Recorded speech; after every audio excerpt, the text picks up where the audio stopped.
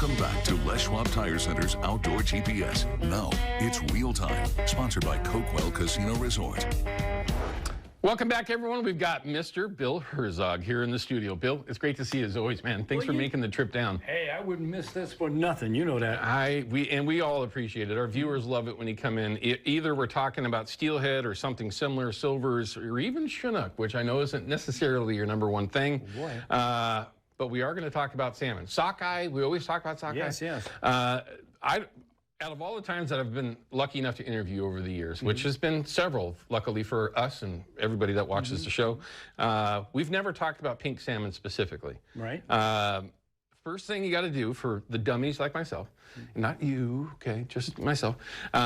Pink salmon, what are they? When are they? Where are they? Well, they only come every 2 years. Okay. Strangely enough, we don't get any even-numbered fish until you get way above Vancouver Island, and it plops over. Okay. But down here from Vancouver Island down to the Nisqually River in the bottom part of Puget Sound, it's every other year. And this year, Owen, we have 8 million of them coming. So For real? 8 million? For real, there may even be more.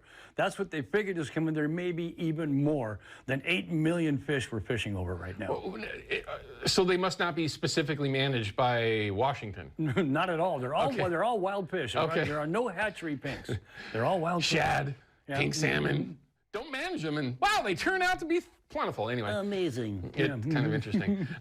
So 8 million. Yeah. So Puget Sound is a massive area. You mentioned earlier that they don't go any further south along the Pacific than what river? The Nisqually. The Nisqually. That's as far south as they go. Yeah, it's the bottom part of Puget Sound. But Okay. every river, almost every single river inside Hood Canal, Puget Sound, up over the Strait of Juan de Fuca, even north, has pink salmon in them right now as we speak. And they are coming in waves, baby. Okay. And that's what makes it so fun. Excuse my, I got arm hair going here thinking about this. But there's nothing more exciting. You spot them in schools. They're shallow, they run shallow, and you usually look off shorelines anywhere from the middle of the sound to tight against shore in any depth. They just happen to be moving. When you see them, very showy, they're leaping and jumping everywhere. You see a bunch of chrome bright fish jumping. You want to get excited, brother. Yeah. Look, when you got 50 to 100 fish servicing and plopping everywhere, holy smokes, take a deep breath, you know, and smoke them if you got them, and then go up there nice, and you can catch them.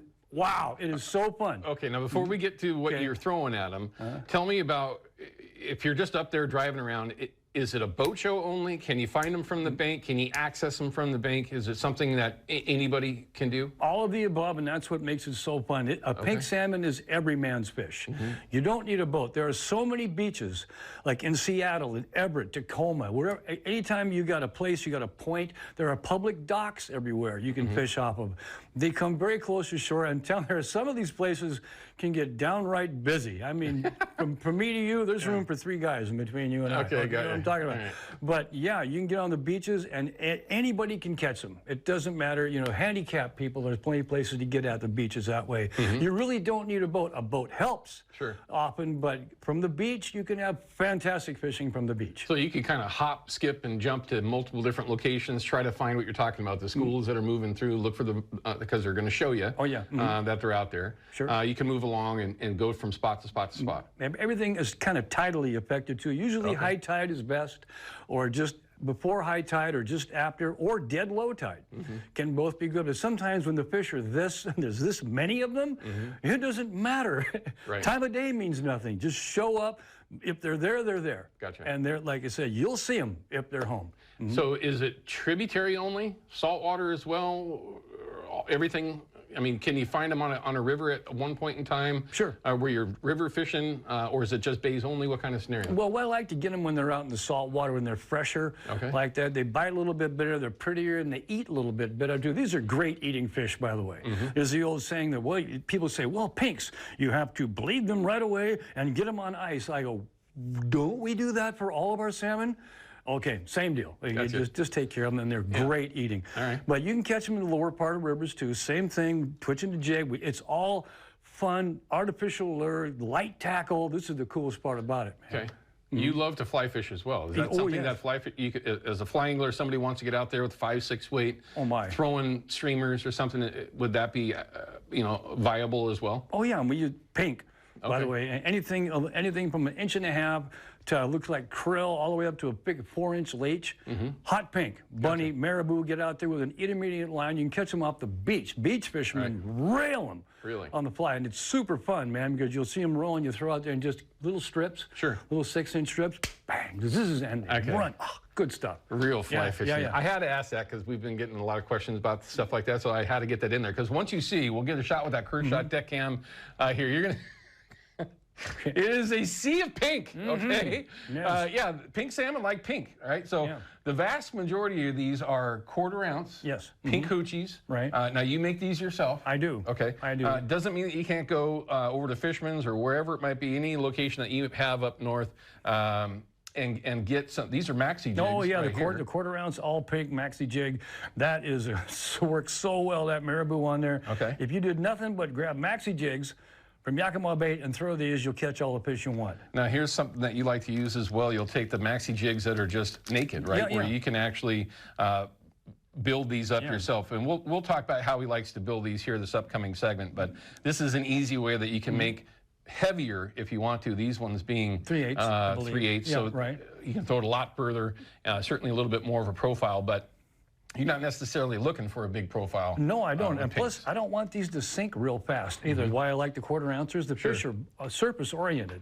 Up to 5 feet down. So the instant your jig hits the water, you start twitching.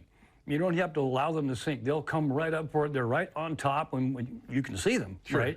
And so I don't want these to sink fairly slowly. Humpies like something slow, actually. It's a really fast lure. No good. That's for coho time. Okay.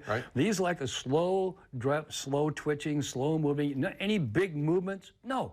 When you cast these out, let them sink and just pop your rod tip, maybe 6 inches. Just get it just hopping a little tiny bit, and sometimes you're not going to do nothing. By the time you throw it out there, he's got it on the drop. All right. Okay. So it doesn't. Big technique. Not necessary, just little twitches, real slow reeling, little twitches, and when they hit, you'll know. All right, so I got to ask. I know I got to cut to a break, but I still have to ask. I don't see any spinners. Now, in my mind, being a salmon steelhead guy, I'm thinking, well, why not a small size 3 blue fox or something like that? Is that a pink one? Okay, pink. Okay. Is that something that would work as well? You can take an all pink rooster tail and use those. They work great. All right, perfect. The only thing is, the salmon like that jigging action, the up and down, and a spinner is fairly static. Stays one. They work, trust me. In the river, they work well too. But a jig in any situation, river, salt water, wherever you find them, is going to work way better because they like that falling and dropping motion. And then when we come back from this break, I want to talk about the rod that he's using that happens to be an edge rod, which we all appreciate. But we're going to talk about that setup as well, and maybe get into a little bit more of how he likes to do that cadence. If you do get up there, I'm going to tell you right now, though, just throwing a 1/4 ounce jig, maybe one that's even a little bit longer if you want, or heavier if you want to make a longer cast, or just a 1/4 with the right setup, you can throw it a country mile. Huge advantage, especially with the long enough and the right kind of rod. We'll be back with that and Bill Herzog in just a minute. Outdoor GPS is brought to you by Chevy Silverado and the impressive Turbo Max engine. Flex your muscle with the strongest, most advanced Silverado ever. Official truck of Outdoor GPS.